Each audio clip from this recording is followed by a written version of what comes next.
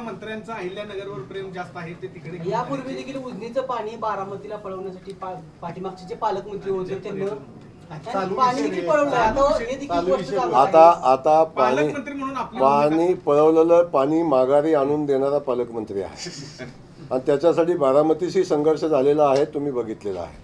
या विषयात आता मी फार बोलावं असं नाही आहे, पण मी तुम्हाला क्लिअर सांगतो की उजनी जलपर्यटनचा जो विषय आहे त्यामध्ये क्लिअर कुठल्याही परिस्थितीत सोलापूर जिल्ह्यामध्ये जे पर्यटनाचं केंद्र होणार आहे ते कुठेही जाणार नाही, हे अगदी बिनधास्त राहावा.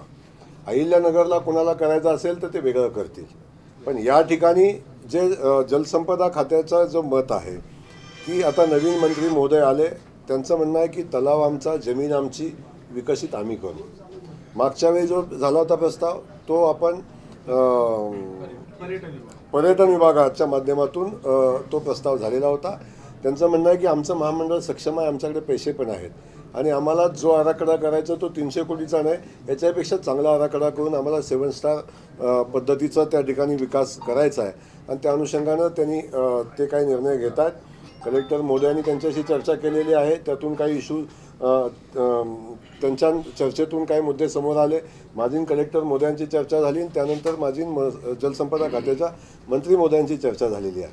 त्यामुळे तुम्ही बिंदास राहावा. सोलापूर जिल्ह्यातली एकही कुठलीही गोष्ट पळवून देणार नाही. सोलापूरच्या विकासासाठी जे काय लागेल ते शासनाकडून आणण्याची जबाबदारी इथला पालकमंत्री म्हणून माझी आहे.